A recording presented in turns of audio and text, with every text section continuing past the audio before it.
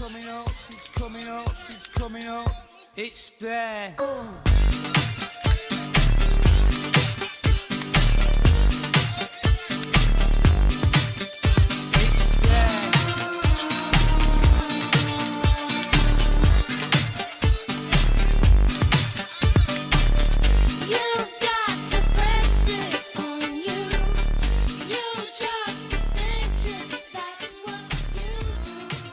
Hello ladies and gentlemen, my name is Mr. Clockwork Apple, and it's the second week of Studio Laika Month, so I'm reviewing their second movie, Paranorman. As I said last week, this is about zombies.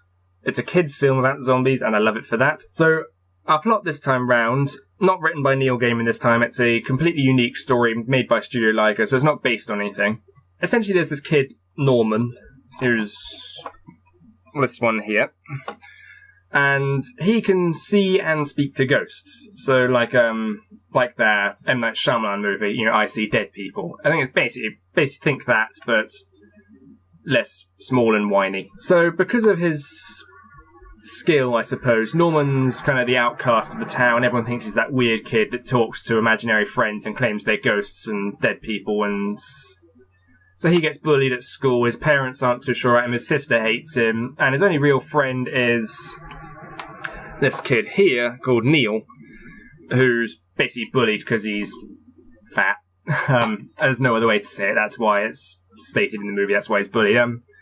So they live in this town, and there's this sort of old legend about a witch that cursed these ancient, these jurors from about 300 years back. The jury that sentenced her to be hanged.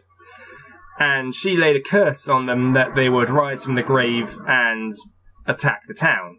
Anyway, Norman finds out this isn't just a legend, but it's actually true, and it's his uncle, who can also see and talk to ghosts, who has been stopping it from coming true. But when he passes away and tasks Norman to do the same thing, Norman fails and the dead rise from the grave. And that's where our zombies come from, obviously. Anyway, going any further in is, of course, spoilers, so I'll stop there as far as the plot concerns.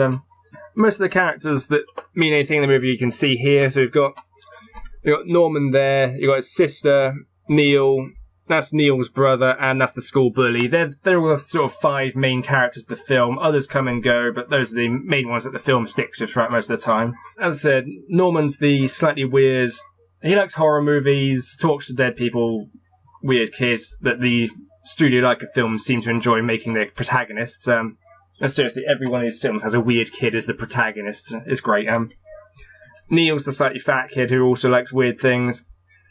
Norman's sister, Courtney, she's the typical bouncy, bubbly cheerleader type, but when she's home, she's mean and moody and goes, ugh, a lot of that kind of stereotypical teenage girl. Of course, it's actually written quite well into her character, so it doesn't come across as a stereotype. It's well written. Neil's brother, the driver here, he's the buff, hulking bodybuilder type. He's completely clueless about everything, and all of these characters are written to be stereotypes, but it's played with in a way that makes it original, which works quite well in the film's favour. Even the bully isn't that bad once you get to know him. He's this guy here.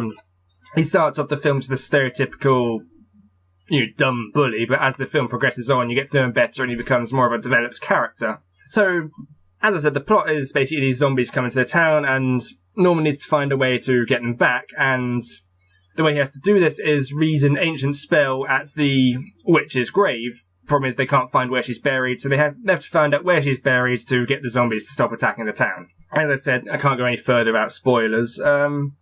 Again, this film's entirely stop motion, like with Coraline, which makes the graphics fantastic, even better than Coraline's.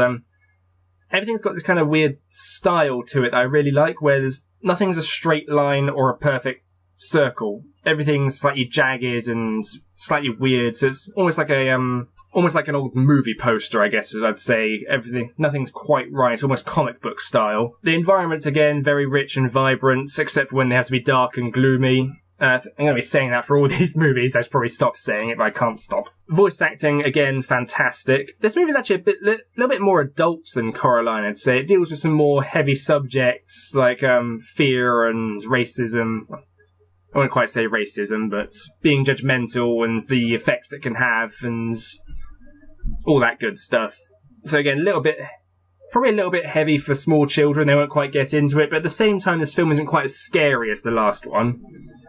Again, it's given PG rating. It's got quite a few adult jokes in it that little kids won't get. They'll probably realise that there's an adult joke there, but they won't understand it. So, again, I think definitely parents use your caution here. If it's older kids, like say 8 or 9, you should be alright, but I probably wouldn't show it to anyone younger than 6. I think maybe 6 or 7. So, a very good film. Even if you don't have kids, check it out. It's very good, very well animated movie. I think on the year it was released, it almost won the animation Oscar. I think it lost out. Can't remember who it lost out to though. Overall, I'd give it a little bit higher than Corolla. Actually, it's probably one of the probably the second best Studio Laika film. I'd give it a 9 out of 10, definitely. So, if you're in for a sort of funny, spooky kids movie, give this a check out. Join me next week, where I'll be reviewing the third of the 4 Studio Laika movies, Box Trolls. Probably my favourite one, this one. Maybe, maybe not. We'll find out. See you then. Bye.